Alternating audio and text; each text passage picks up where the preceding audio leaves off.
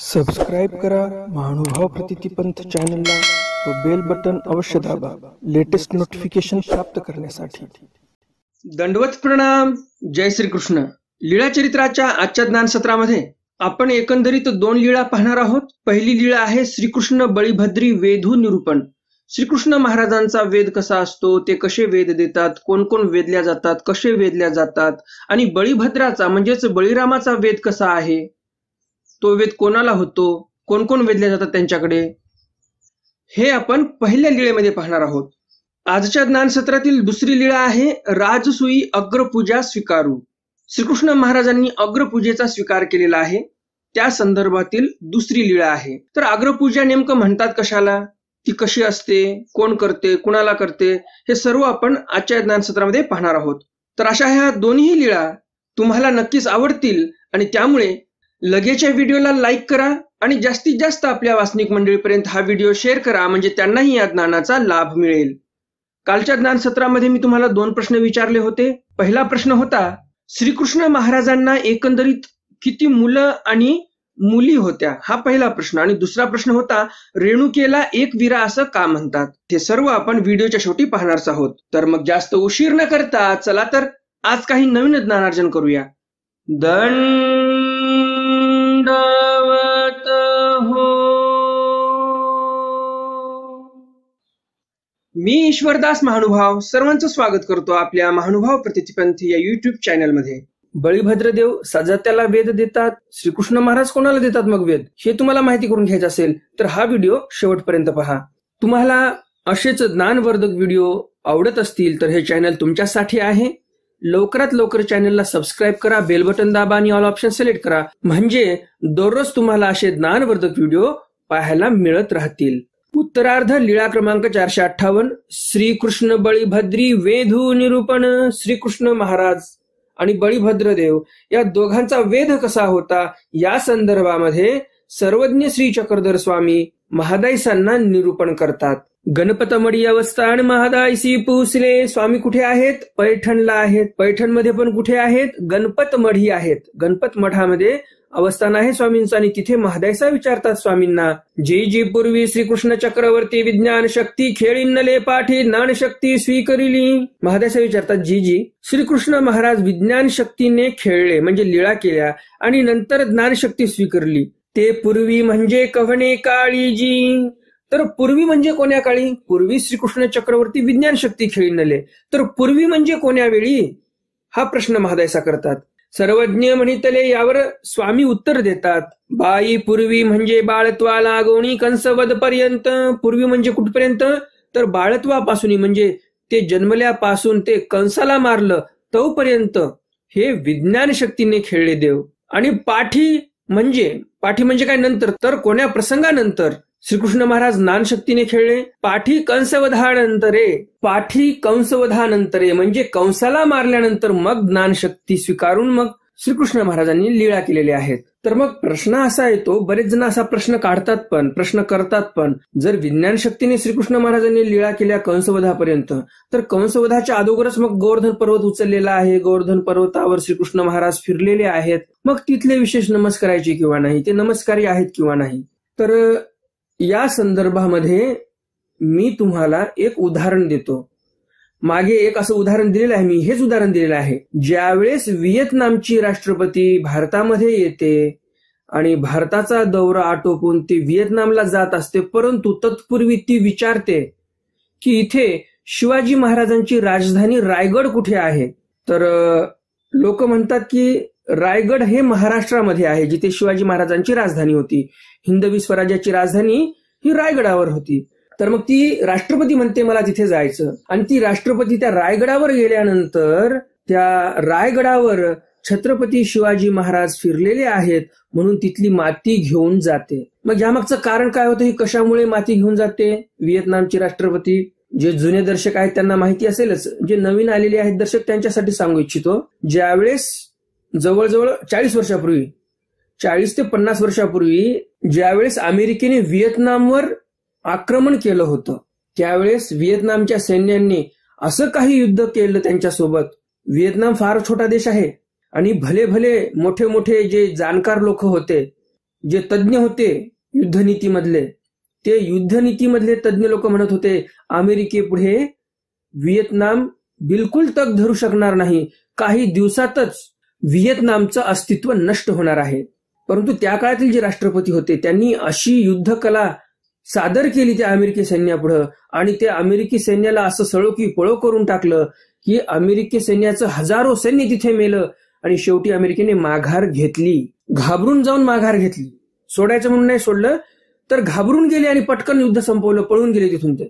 तर हे युद्ध संपल्यानंतर मोठे मोठे जे न्यूज एजन्सी आहेत, बीबीसी सारखे, त्यांनी मग मुलाखत घेतली त्यांची की हे कसं काय तुम्ही करू शकलात, अमेरिकेसारख्या बलाढ्य देशाला तुम्ही कसे परास्त करू शकलात. त्यावेळेस ते राष्ट्रपती म्हणतात की या युद्ध काळादरम्यान माझ्या वाचनामध्ये एक पुस्तक आलं, एक ऑटोबायोग्राफी आली, जीवनचरित्र आलं वाचायला, आणि ते जीवनचरित्र वाचलं मी. आणि ते जीवनचरित्र वाचल्यानंतर मला हे सर्व स्फुरण चढलं, एवढं प्रोत्साहन मिळालं, एवढी मला युद्धकलेमध्ये निपुणता प्राप्त झाली की मी अमेरिकेचा पराभव करून टाकला. मग सर्व लोकांनी विचारलं असं कोणतं पुस्तक आहे की ते पुस्तक वाचून तुम्ही अमेरिकेसारख्या बलाढ्य देशाला पराभूत केलं. त्या व्यक्तीने सांगितलं, त्या व्हिएतनामच्या तत्कालीन राष्ट्रपतीने सांगितलं, मी छत्रपती शिवाजी महाराजांचं जीवनचरित्र वाचलं आणि त्यामधून मला हे सर्व शिकायला मिळालं आणि मी अमेरिकेला हरवलं. तर या बाईला पण हे माहिती होतं की शिवाजी महाराजांमुळे आज व्हिएतनाम देश टिकू शकलेला आहे, जिवंत आहे.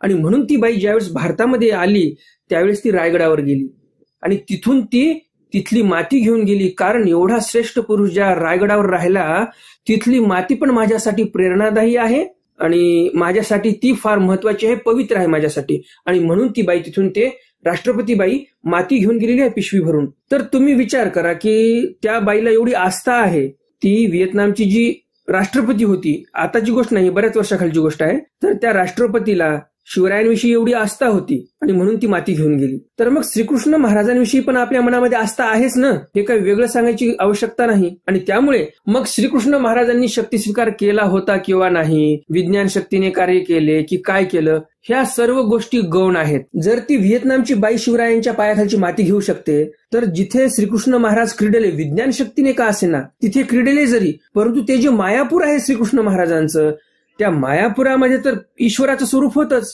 ईश्वराचं स्वरूपच क्रीडलेलं आहे त्या गोवर्धन पर्वतावर. आणि त्या ईश्वर स्वरूपाच्या पदस्पर्शाने पावन झालेले ते जे पाषाण आहेत ते आपल्यासाठी नमस्कारीच आहेत. आणि त्यासाठी शिवरायांचं उदाहरण दिलं मी तुम्हाला. ती बाई शिवरायांच्या पायाखालची माती घेऊन जाऊ शकते, एवढी आस्था आहे त्या राष्ट्रपतीची शिवरायांवर. तर मग आपण का आणू नये तिथले विशेष? कारण बरेच लोक डोक्यामध्ये असे काहीतरी फॅड घालून देतात की त्यावेळेस शक्ती स्वीकार केला नव्हता. मग आता तुम्ही सांगा, शक्ती स्वीकार केला नाही म्हणजे त्या ईश्वर स्वरूपाला आपण परमेश्वर अवतार मानायचं नाही का? काहीतरी भलतंच डोकं चालवतात लोक, मला काही समजतच नाही. त्यांनी शक्ती स्वीकार नंतर केला असेल, परंतु परमेश्वराचं स्वरूप तर होतं त्या मायापुरामध्ये, की मग ते परमेश्वराचं स्वरूप पण विज्ञानाचंच होतं? तसं काही नाही. श्रीकृष्ण महाराजांच्या त्या मायापुरामध्ये जे ईश्वर स्वरूप होतं ते ईश्वर स्वरूपच होतं. आणि त्या ईश्वर स्वरूपाच्या पदस्पर्शाने जे काही पुनीत झालेले दगड पाषाण आहेत ते आपल्यासाठी पवित्रच आहे, आपण त्याचं पूजन केलंच पाहिजे. मग श्रीकृष्ण महाराजांनी शक्ती स्वीकार करो अथवा न करो, आपल्याला त्या शक्तीविषयी काही घेणे देणे नाही. जिथे ईश्वर स्वरूप आहे आणि त्या ईश्वर स्वरूपाचे जिथे पदस्पर्शाने पावन झालेले पाषाण आहेत ते आपल्यासाठी वंदनीय आहेत, पवित्र आहेत, पुनीत आहेत. आणि म्हणून आपल्या महानुभाव पंथामध्ये बऱ्याच ठिकाणी गोवर्धनचे विशेष पण आहेत, ज्या विशेषाला आपण सर्वजण नमस्कार करतो. आणि काही ठिकाणी म्हणतात लोक की ते नमस्कार करू नये. मला पण काही जणांनी असं सांगितलं की ते विशेष नाही आहेत म्हणून. मी म्हटलं ठीक आहे, ज्या लोकांनी गृहीत धरलेलंच आहे की ते विशेष नाहीत, मग त्या लोकांसोबत कशाला हुज्जत घालत बसायचं? मी म्हटलं ठीक आहे बाबा, तुमचं जसं मत आहे तुम्ही त्या मताने चाला. तर हे आपल्याला लक्षात घेतलं पाहिजे आणि आपण ते विशेष नमस केले पाहिजे. तुम्ही सर्वजण नमस करतच असणार अशी अपेक्षा, तुम्ही सर्व नमस करतच असणार असं मला तरी वाटते. आणि मग कंसवध झाल्यानंतर शक्ती स्वीकार केला असं स्वामी म्हणतात. हो काजी या उपरी महादायसी पुसिले. आणि मग या उपरांत महादायसा विचारतात. या प्रसंगावर मला अजून एक उदाहरण द्यायचं आहे तुम्हाला. सर्वज्ञ श्री चक्रधर स्वामी गुजरातवरून निघाले. शक्ती स्वीकार तर केला नव्हता, शक्ती स्वीकार रुद्धपूरला आल्यावर केलेला आहे गोविंद प्रभू महाराजांकडून. तर रुद्धपूरच्या अलीकड पण काही स्थानं आहेत सर्वज्ञ श्री चक्रधर स्वामींची. देऊळवाड्याला स्थान आहे, अचलपूरमध्ये एक स्थान आहे त्या श्रीकृष्ण पुलाजवळ. तर हे 2 असे स्थान आहेत जिथे सर्वज्ञ श्री चक्रधर स्वामी गोविंद प्रभू महाराजांकडून शक्ती स्वीकार करण्याच्या अगोदर मुक्कामी थांबलेले आहेत. शक्ती स्वीकार नंतर केलेला आहे. तर आपण मानतोच की नाही त्या स्थानांना? तुम्ही देऊरवाड्याला गेल्यानंतर ते स्थान नमस्कारता की नाही? किंवा मग त्या अचलपूरमध्ये परतवाड्यामध्ये जे काही श्रीकृष्ण पुलाजवळ जे स्थान आहे ते स्थान तुम्ही नमस्कारता की नाही? मग ते तर शक्ती स्वीकार करण्याच्या अगोदरचे स्थान आहेत, मग ते का नमस्कारायचे मग? असाही प्रश्न पडतो. हा प्रश्न कोणासाठी? जे लोक म्हणतात गोवर्धनचे विशेष नाहीत, ते शक्ती स्वीकार केला नव्हता श्रीकृष्ण महाराजांनी आणि म्हणून ते विशेष नाहीत, जे असं बोलतात त्यांच्यासाठी मी हा प्रश्न विचारलेला आहे. तर हे दोन्ही स्थानं तुम्ही नमस्कारता, तिथे विडे ठेवता, तिथे दंडवत घालता, तिथे आपले साधू संत मंडळी आहेत, आश्रम आहेत आपले. तर असे काही अन्यथा ज्ञान पसरवणारे लोक असतात आणि असं अन्यथा ज्ञान पसरवण्यापेक्षा त्या व्यक्तींनी अज्ञान राहिलेलं बरं. आपल्या शास्त्रामध्ये आलेलं आहे अज्ञान राहिलेलं बरं माणसाने, परंतु अन्यथा ज्ञान कधीही बाळगू नये. अन्यथा ज्ञान हे विषासारखं काम करते. विष जसं माणसाला मारते तसं हे अन्यथा ज्ञान जे आहे ते माणसाला मारू शकते. त्यापेक्षा अज्ञान राहिलेलं बरं. एकतर अज्ञानी राहावं, नाहीतर एकतर ज्ञान प्राप्त करून घ्यावं. मध्येच राहू नये. अन्यथा ज्ञान प्राप्त करून घेऊ नये. अन्यथा ज्ञान फार वाईट असते.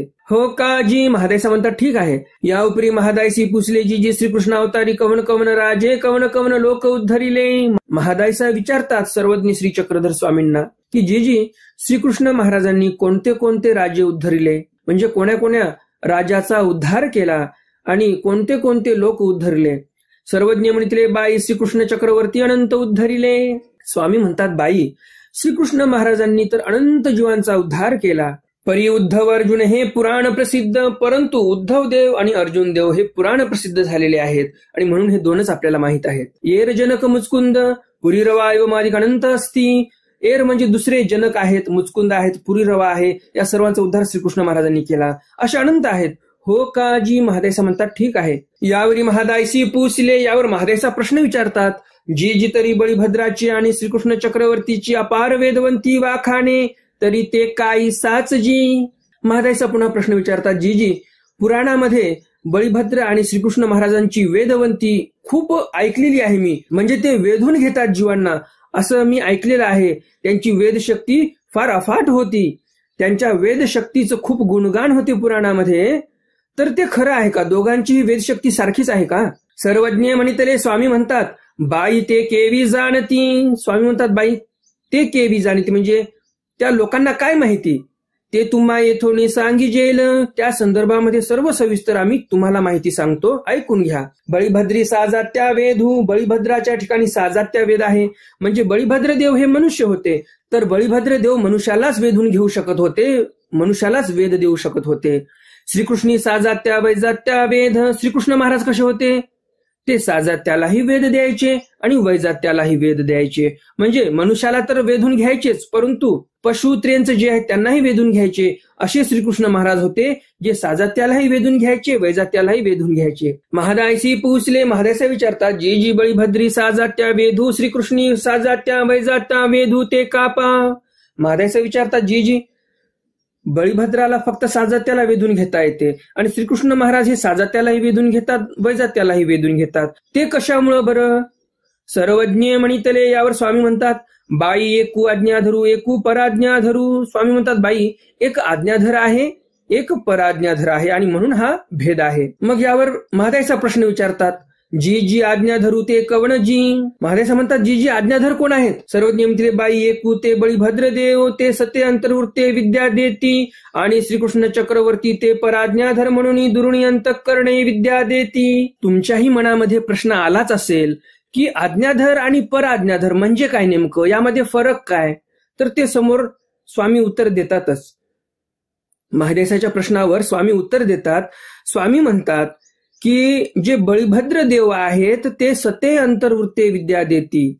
सर्वज्ञ म्हणितले बाई एकू ते बळीभद्र देव ते सते अंतर्वृत्ते विद्या देती. आज्ञाधर म्हणजे काय? तर हे बळीभद्राचं उदाहरण देतात देव की सते अंतर्वृत्ते म्हणजे 5 सते कर्मभूमी जी आहे तेवढ्यामध्ये जे बळीभद्र देव आहेत ते विद्या देऊ शकतात आणि श्रीकृष्ण महाराज हे पराज्ञाधर आहेत. म्हणजेच काय? तर दुरोणी अंतःकरणे विद्या देती म्हणजे दुरून अंतःकरणाने पण ते विद्येचा संचार करतात असं स्वामी सांगतात आणि म्हणून श्रीकृष्ण महाराजाला पराज्ञाधर म्हटलेला आहे. महादायसी पुसले. महादायसा विचारतात, जे जी बळभद्र देव ते ही द्रोणी का नाही देती. महादायसा म्हणतात, मग बळीभद्र देव पण दुरून विद्या का देऊ शकत नाहीत. सर्वज्ञ मंत्रे बाई दृक्स्पर्श आळा पांत करणायसे परमेश्वर चतु प्रकारे वेद संचरिती. स्वामी म्हणतात, परमेश्वर 4 प्रकारे वेद संचार करतात. दृक म्हणजे दृष्टीने, स्पर्श म्हणजे स्पर्शाने, आळाप म्हणजे बोलण्याच्या शब्दातून, आणि अंतःकरण म्हणजे अंतःकरणातून. तर अशा प्रकारे परमेश्वर वेद संचार करतात 4 प्रकारे. देवतेशी दृष्टी वांचोनी नाही. बळभद्र देव हे देवता आहेत, म्हणजे मायेचा अवतार आहे. तर देवतेला जे आहे ते दृष्टीशिवाय देता येत नाही. परमेश्वर जसे 4 प्रकारे देतात, दृक स्पर्श आळा पांत करणं, त्याप्रमाणे देवतेकडे फक्त दृक ही पद्धत आहे विद्या देण्यासाठी. आणि म्हणून बळीभद्र देव हे परमेश्वरासारखं दातृत्व करू शकत नाहीत विद्येचं. हो काजी. महादायसा म्हणतात, ठीक आहे. उत्तरार्ध लीळा क्रमांक 459. राजसूयी अग्रपूजा स्वीकारू. श्रीकृष्ण महाराजांनी राजसूय यज्ञामध्ये अग्रपूजा स्वीकार केली. हा राजसूय यज्ञ कोणाचा होता, कुणी केला, का केला, हे सर्व आपण सविस्तर समोर पाहणार आहोत. तुम्ही फक्त व्हिडिओ शेवटपर्यंत पहा, म्हणजे तुम्हाला हे चरित्र सविस्तर समजेल. अर्धवट सोडून गेलात तर मग तुम्हाला चरित्र व्यवस्थित समजणार नाही. गणपत मढी अवस्थान. सर्वज्ञ श्री चक्रधर स्वामींचं अवस्थान कुठे होतं? गणपत मढामध्ये, म्हणजेच पैठण येथे त्यांचं अवस्थान होतं. एक वेळ महादायसी पोसिले. एक वेळा महादायसा विचारतात, जी जी युधिष्ठिराचा राजसयागी 88 सहस्र ऋषेश्वर होते, तेथ व्यासही होता. तेने 18 पुराणे 4 वेद केले. त्या अवघ्या ते सांडोणी सुखदेवासी अग्रपूजा करू आदरली होती ते कापा. महादायसा विचारतात, युधिष्ठिराने ज्यावेळेस राजसूय यज्ञ केला त्यावेळेस 88,000 ऋषीश्वर तिथे होते, आणि सोबतच व्यास ऋषीही तिथेच होते. ज्या व्यास ऋषींनी 18 पुराणांची मांडणी केली, 4 वेदाचं व्यवस्थित अन्वय लावला, त्या सर्वांना सोडून सुखदेवाची का बरं अग्रपूजा करायला चालू केली होती? सर्वांनी असं का ठरवलं होतं की सुखदेवाची आपण अग्रपूजा करूया?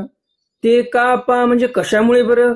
सर्वज्ञ म्हणितले. यावर स्वामी म्हणतात, बाई ज्ञान पूज्य ज्ञान वृद्ध तो सर्वत्र पूज्य. ज्ञान हे पूज्य आहे, आणि जो ज्ञान वृद्ध आहे तो सर्वत्र पूज्य आहे. कोणी वयानं मोठं असेल तो वयोवृद्ध आहे, परंतु जो ज्ञानवृद्ध आहे, म्हणजे ज्याला चांगला गाढा अभ्यास आहे, चांगलं ज्ञान त्याने प्राप्त केलेलं आहे, कष्ट करून परिश्रम करून, असा व्यक्ती तो ज्ञानवृद्ध आहे. जो विद्वान आहे, हुशार आहे, त्याला ज्ञान चांगलं आहे, अशाला ज्ञानवृद्ध म्हणतात. आणि स्वामी इथे म्हणतात, जो ज्ञानवृद्ध असतो तो सर्वत्र पूज्य असतो. आणि म्हणून तिथे व्यासाला पूजा करायला सांगितली होती सर्वांनी, की व्यासाची पूजा करा तुम्ही. राजसूय यज्ञामध्ये सर्वजण म्हणत होते व्यासाचीच पूजा करा. जसं एक संस्कृतमध्ये सुभाषित आहे, नहि ज्येष्ठत्व ज्येष्ठत्वम गुणेर ज्येष्ठत्वम उच्यते केतकी वरपत्रेषु लघुपत्रस्य गौरवम. नहि ज्येष्ठत्व ज्येष्ठत्व म्हणजे काय? कोणी वयाने मोठा आहे त्याला मोठं म्हणू नये. गुणेर ज्येष्ठत्व उच्यते, ज्याच्या ठिकाणी गुण आहेत, ज्यांच्या ठिकाणी ज्ञान आहे, चांगल्या गुणाने तो माणूस संपन्न आहे. चांगल्या गुणाने माणूस संपन्न कधी होतो? जर ज्ञान असेल तरच गुणाने संपन्न असतो. कधी अज्ञानी माणूस गुणाने संपन्न पाहिलाय का तुम्ही? नाही. तर इथे सुभाषितकारांना तेच म्हणायचं, जो ज्ञानी आहे, जो गुणवान आहे, असा व्यक्ती श्रेष्ठ ठरतो, ज्येष्ठ ठरतो. कोणी वयाने मोठं आहे म्हणून मोठं नसते. तर ज्ञानाने आणि गुणाने मोठा असला पाहिजे व्यक्ती, तरच त्याला मोठं म्हणतात. आणि त्याला मोठं म्हणावं ही खरी व्याख्या आहे. मोठं कोण असते? जो ज्ञानी आहे, जो गुणवान आहे, तो मोठा असतो. पुढे सुभाषितकार काय म्हणतात? केतकी वरपत्रेषु लघुपत्रस्य गौरवम. केतकी म्हणजे तुम्ही केवड्याचं फुल पाहिलं असेल. केवड्याचं जे कणीस असते, मोठं कणीस असते बघा. फुल म्हणजे काय असते? एक प्रकारचं कणीस असल्यासारखं असते. वरचे पानं एकदम काटेरी असतात, आणि जे सुगंधित त्या पुष्पाचे पानं असतात, पाकळ्या असतात, त्या फार आतमध्ये असतात. तर त्या जशा केवड्याच्या फुलाच्या वरच्या पाकळ्यांना महत्व नसते, जे काटेरी असतात त्या सुगंधित नसतात. आतमध्ये जे फुल आहे, सुगंधित पाकळ्या आहेत, त्याला श्रेष्ठता असते. त्या बारीक पाकळ्यांचा गौरव असतो. बाहेरच्या काटेरी पानांचा गौरव नसतो त्या कणसाच्या, आतमधल्या पाकळ्यांचा गौरव असतो. त्याला महत्व असते. त्याप्रमाणे वयाने मोठं झालं म्हणून काही नसते, तर गुण आणि ज्ञान तसं पाहिजे, तर तो व्यक्ती मोठा आहे. आणि म्हणून इथे चरित्रकार आपल्याला हे सांगत आहेत, जे स्वामी म्हणाले ते चरित्रकार इथे आपल्याला सांगत आहेत की ज्ञानवृद्ध जो असतो तो सर्वत्र पूज्य असतो. सर्वज्ञ म्हणितले. मग स्वामी म्हणतात, बाई कवणी एकी अवसरी अर्जुने पुसिले. बाई, कोण्यातरी एका प्रसंगावर अर्जुनाने विचारलं, हा जी स्वर्गी हुनी येता गोसावी मज पायरीवरी पाव देव नेदितीची. अर्जुन देव म्हणतात, मी स्वर्गातून येत असताना तुम्ही माझ्या सोबतच होतात, परंतु मला एका पायरीवर तुम्ही पाय देऊ दिला नाही. ते काईजी म्हणजे कशामुळे बरं? श्रीकृष्ण चक्रवर्ती म्हणितले. श्रीकृष्ण महाराज म्हणतात, तो तुमचा पिता गा. त्या पायरीमध्ये तुमचा पिता होता, म्हणजे पांडुराजाला तिथे ठेवलेलं होतं, आणि म्हणून आम्ही तुम्हाला पाय देऊ दिला नाही. कशामुळे पांडुराजाला पायरीत टाकलं होतं? पांडुराजाने 99 यज्ञ केले होते. आताच्या भाषेत सांगायला गेलं तर अरबो खरबो रुपये खर्च केले होते. त्या काळामध्ये तर सगळं सोनं नाणंच दानमध्ये द्यायचे, तर आताच्या काळामध्ये पाहिलं तर अरबो खरबो रुपये त्यांनी खर्च केले होते. राजसूय यज्ञामध्ये 99 यज्ञ केले होते. परंतु द्वापारयुगीचा असा बहिर्याग आहे, द्वापारयुगामध्ये जो 100 यज्ञ करतो त्यालाच फक्त स्वर्गामध्ये प्राप्ती होते, आणि ज्याने कमी केले त्याला मग असं पायरीमध्ये टाकते देवता. पांडुराजाने 99 यज्ञ केले, एक यज्ञ कमी पडला, देवतेला राग आला. माझा बहिर्याग याने अर्धवट सोडला, उचललं आणि त्याला पायरीमध्ये टाकून दिलं. आता पायरीमध्ये टाकलं म्हणजे काय झालं? एवढा मोठा राजा पायरीमध्ये टाकला म्हणजे दुःखच आहे तिथे. आणि पायरीमध्ये टाकलं त्याला काय सुख भोगासाठी टाकलं होतं का? तर देवता त्याला तिथे दुःख देत होती. यावर अर्जुन देव म्हणतात, जी जी तो ते थोणी मुंचे असे काही असे. अर्जुन देव म्हणतात, आमचे वडील तिथून मुंचे म्हणजे मुक्त होतील असं काही उपाय आहे का? श्रीकृष्ण चक्रवर्ती म्हणते, यज्ञ करा मा मुंचेल. वास्तविक पाहता माणूस मेल्यानंतर त्याच्या नावाची कितीही क्रिया केली 10 दिवसाच्या नंतर त्याला काही त्याचा फायदा होत नसतो. परंतु इथे श्रीकृष्ण महाराज म्हणतात म्हणून त्या पांडुराजाला तिथे पुण्य मिळणार आहे. अर्जुन देव हे श्रीकृष्ण महाराजांचे भक्त आहेत, एकनिष्ठ, आणि म्हणून श्रीकृष्ण महाराज त्यांना उपाय सांगतात की आपला भक्त आहे, आपल्या भक्ताला असं वाटत आहे वडील मुक्त झाले पाहिजे, म्हणून श्रीकृष्ण महाराज उपाय सांगतात. हे श्रीकृष्ण महाराज स्वतःच्या ऐश्वर्याने करत आहेत. वास्तविक पाहता सृष्टीची व्यवस्था तशी नाही की नरकामध्ये एखाद्या जीवाला मुक्त करायचं आणि मेल्यानंतर पण एक यज्ञ त्याच्या नावाचा करायचा आणि त्याचं पुण्य त्याला द्यायचं. असं सृष्टी व्यवस्थेमध्ये कुठेही नियम नाही. हे सर्व नियमबाह्य आहे, आणि हे नियमबाह्य वर्तन श्रीकृष्ण महाराज जे इथे करत आहेत ते फक्त आपल्या भक्तासाठी करत आहेत. नाहीतर मी तुम्हाला आतापर्यंत बराच वेळा सांगितलेलं आहे, परमेश्वर हे नीतिमान असतात, नीतिमंत असतात. सृष्टीची व्यवस्था मोडून कधीही काही करत नसतात स्वतःसाठी. आणि भक्तासाठी जर पाहायला गेलं तर बघा, इथे श्रीकृष्ण महाराज सृष्टी व्यवस्थेच्या वेगळं करत आहेत. भक्ताचे वडील मुक्त व्हावेत म्हणून त्या नरकापासून. तेवेळी जाऊन धर्मापुढा सांगितले. अर्जुन देव गेले धर्मराजा पुढे, मोठा भाऊ धर्मराज म्हणजे, आणि मोठ्या भावाला सांगायलाच पाहिजे. मग धर्मराजा युधिष्ठिरापुढे अर्जुन देव गेले आणि तिथं सर्व सांगितलं हा प्रकार. सर्वज्ञ म्हणते धर्मे राजसू यज्ञ करू आदरीला. मग स्वामी म्हणतात की लगेच राजसू यज्ञ युधिष्ठिराने चालू केला. श्रीकृष्ण चक्रवर्ती मूळ केले. श्रीकृष्ण महाराजांना मूळ पाठवलं. अवघ्या अर्खीश्वरामुळे केली. सर्व ऋषीश्वरांना मुळं पाठवले यज्ञाला या म्हणून. मुळं काय असतात हे तुम्हाला सांगायची गरज नाही. जसं तुमच्या घरी विवाह प्रसंग असले की तुम्ही सोयऱ्या धाऱ्यांना जवळच्यांना मुळं देता, पत्रिका देता, तसेच हे मुळं आमंत्रण देण्यासाठी. अवघ्या रायामुळे केली. सर्व राज्य लोकांना मुळं पाठवली. तेथ श्रीकृष्ण चक्रवर्ती विजय केले. तिथे श्रीकृष्ण महाराज गेले. समस्त ऋषीश्वर राय मंडळीक मुक्ष करुणी तेथ आले. समस्त म्हणजे सर्व ऋषीश्वर जे आहेत, श्रेष्ठ असे ऋषी. ऋषीश्वर म्हणजे काय? ऋषींमधले श्रेष्ठ ऋषी. तर असे ऋषीश्वर सर्व तिथे आले. राजे आले, मंडळीक आले म्हणजे मांडलिक राजे, हे सर्व आले. वराडिकावगे आले. बराच काही परिवार सोबत घेऊन आले. ते वराड घेऊन आले. एक एक उलिंग मागितले. सर्वांनी एक एक उलिंग मागितलं म्हणजे काम मागितलं. तिथे येऊन राजेशाही थाट नाही दाखवला त्या राजांनी. काय केलं? काम मागितलं. आम्हाला या राजसूय यज्ञामध्ये काहीतरी काम सांगा, आम्हालाही काहीतरी पुण्य प्राप्त करून घेऊ द्या, म्हणून ते काम मागतात. राजे आहेत बरं का, द्वापारयुगातले राजे म्हणजे आताचे एक मुकेश अंबानी आपण म्हणू शकतो. परंतु किती नम्रता आहे, किती धार्मिकता आहे की तिथे गेल्यानंतर ते काम मागत आहेत. एवढ्या लांबून प्रवास करून आले परंतु काम मागत आहेत. तर अशी नम्र वृत्ती असायला पाहिजे, अहंकार नसायला पाहिजे. हेच तर आपल्याला हे अध्यात्म शिकवते. आध्यात्मिक जर व्यक्ती असेल चांगला देवधर्म करणारा, तर त्याच्यामध्ये नक्कीच अहंकार जो असतो तो क्षीण झालेला असतो. आणि आपण काय करतो, मंदिरात गेलं की काही जण असतात, सर्वांना नाही म्हणत मी, काही जण असे असतात, मंदिरात गेलं म्हणजे कुठे गेले इथले बुवा, आम्ही इथं आलो, इथं थांबायचं काम नाही का तुमचं, विडावसर कोण देणार, कुठे जाऊन बसले, अशी गत आहे आजकालच्या लोकांची. ते देवधर्म करायला मंदिरात येतात की रोप गाजवायला मंदिरात येतात हेच कळत नाही. आणि असे जे लोक असतात घरचे मोठे आणि तोच मोठेपणा मंदिरात येऊन दाखवतात, हे लोक फक्त नरकात सडतात. कारण नरकाचे किती द्वार आहेत, काम क्रोध लोभ ये तिन्ही नरकद्वारे. अहंकाराची जर तृप्ती नाही झाली तर क्रोध येणार, बरोबर की नाही. आणि असा क्रोध जर आला तर नरकाला जावं लागणार त्या व्यक्तीला. अहंकारी व्यक्तीला क्रोध नेहमी येत असतो, थोड्या थोड्या गोष्टीला क्रोध येत असतो, हे तुम्हाला माहितीच असेल. त्याच्या मनासारखं थोडंसं काम झालं नाही की लगेच तो रागात येतो. मग क्रोधात येऊन माणूस काय करत नाही, नको नको ते बोलतो, चार चौघामध्ये कोणाचा अपमान करतो, चार चौघामध्ये काहीही बोलतो, साधू संतांना नावबोट ठेवतो. मग असे रागामध्ये येऊन जे लोक काम करतात, क्रोधामध्ये येऊन जे काही वागतात ते लोक, तर हे लोक कुठे सडतात, नरकामध्ये. कारण स्वामींनी सांगितलं आपल्याला, काम क्रोध लोभ ये तिन्ही नरकद्वारे, नरकात जाण्याचे द्वार आहेत, म्हणजे दरवाजे आहेत. तर हे राजे लोक बघा नम्रतेने काम मागत आहेत. तर आपली संस्कृती अशी होती आणि आपल्या जुन्या गुरुकुळांमध्ये अशी शिकवण मिळायची की राजे लोक पण योग्य ठिकाणी, आध्यात्मिक क्षेत्राच्या ठिकाणी गेल्यानंतर काम मागायचे, तिथे येऊन रोप गाजवत नव्हते. श्रीकृष्ण चक्रवर्ती ब्राह्मणासी क्षीरी भोजन वाढाव्याचे उलिंग मागितले. श्रीकृष्ण भगवंतांनी पण काम मागितलं. कोणतं काम मागलं, तर ब्राह्मणांना मी माझ्या हाताने खिरीचं भोजन वाढणार, म्हणजे खीर वाढणार, हे काम मागितलं. तेथ 88 सहस्त्रखीश्वर बैसले होते. तिथे कोण कोण बसलं होतं, 88,000 ऋषी बसले होते.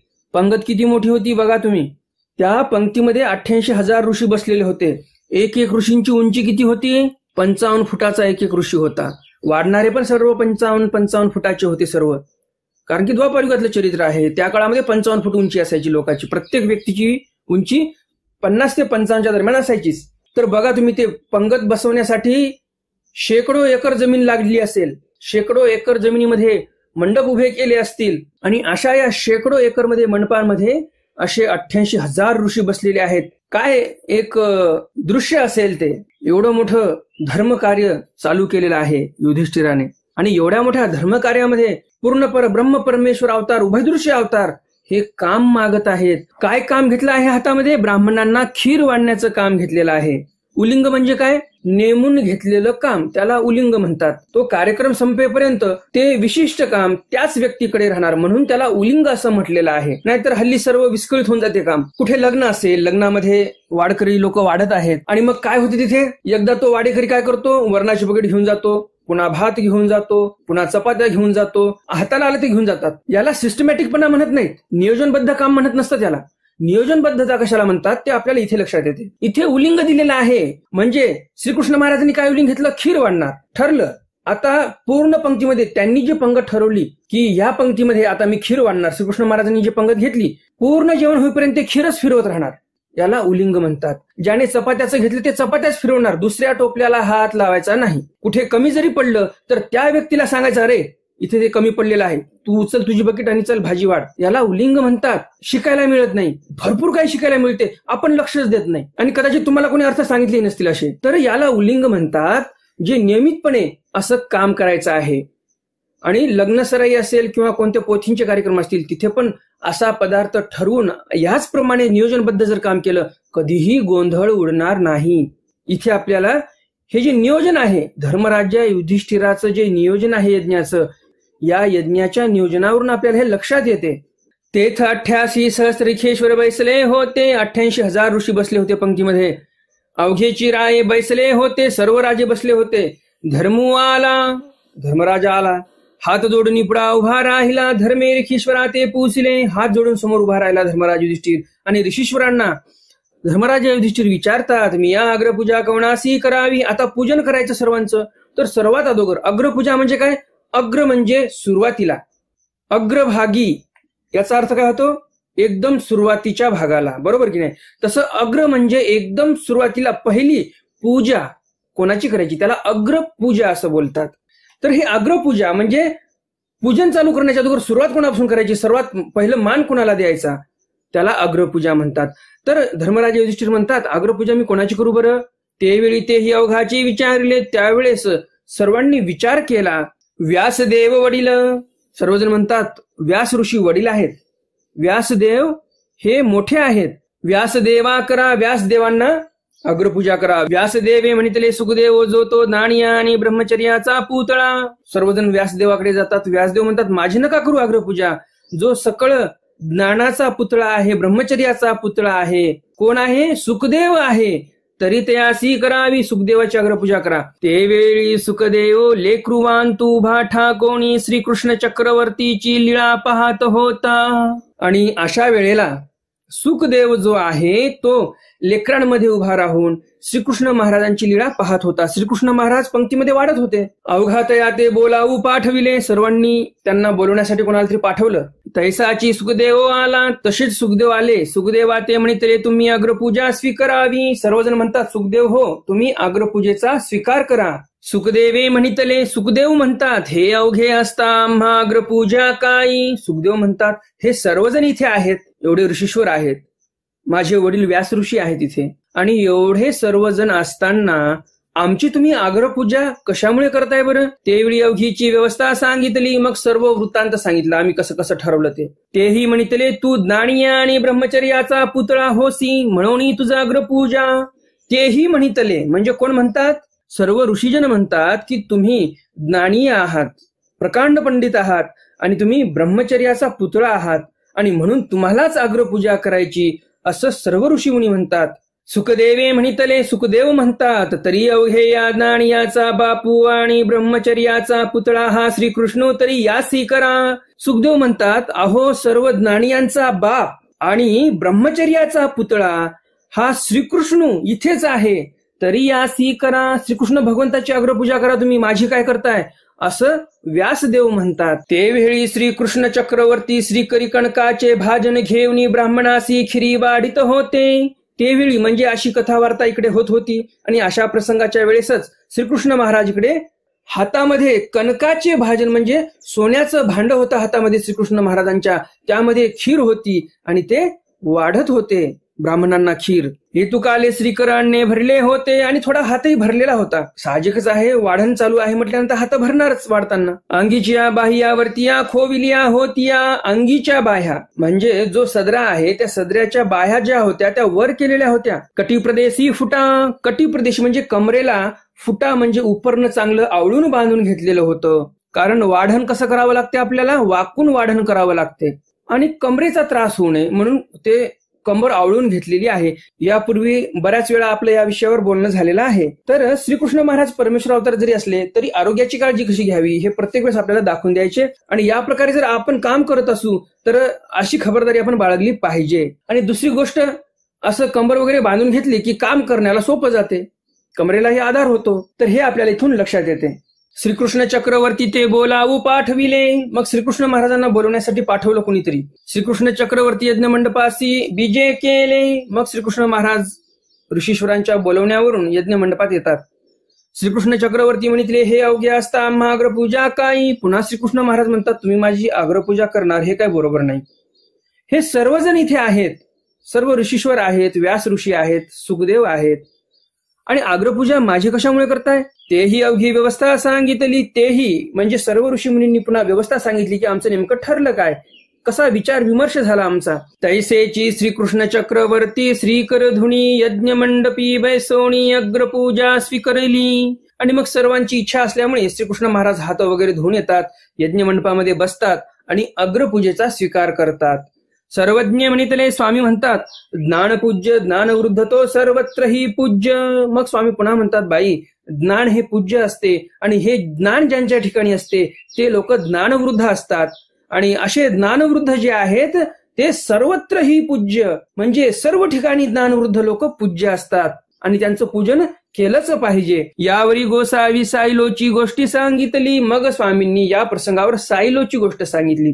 सायलो म्हणजे काय नेमकं माहिती करून घ्यायचं असेल तर शेवटपर्यंत व्हिडिओ पहा, समोर येणारच आहे सायलो म्हणजे काय.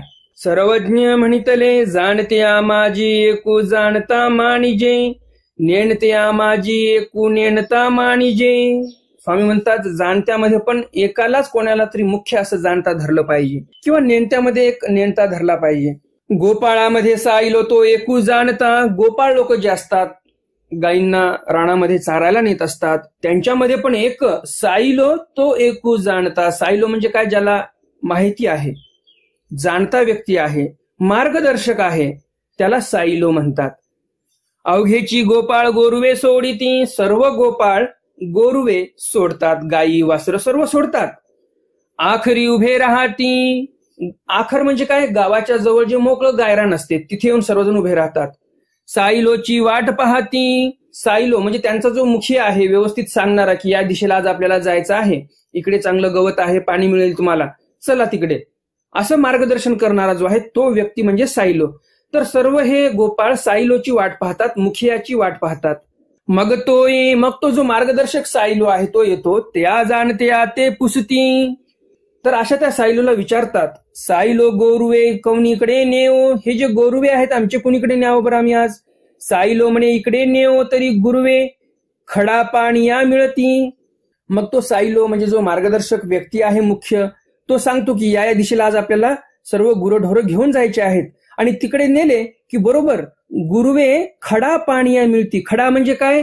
दगडाचा खडा नाही, खडा म्हणजे गवत. आणि पाणीया मिळती म्हणजे काय? तर त्यांना पाणी प्यायला मिळते व्यवस्थित. गवतही भरपूर खायला मिळते जनावरांना, पाणी पण प्यायला मिळते, बसायला पण मिळते छान सावली, जर त्या साईलोचं ऐकलं तर. तयाने उदके होती. अन्न उदक त्यांना पण व्हायचं, म्हणजे गोपाळ पण पोटभर जेवायचे व्यवस्थित, आणि पाणी पिण्यासाठी त्यांना स्वच्छ पाणी मिळायचं. आणि खेळोपवाडती. आणि खेळायला वेळ पण मिळायचा.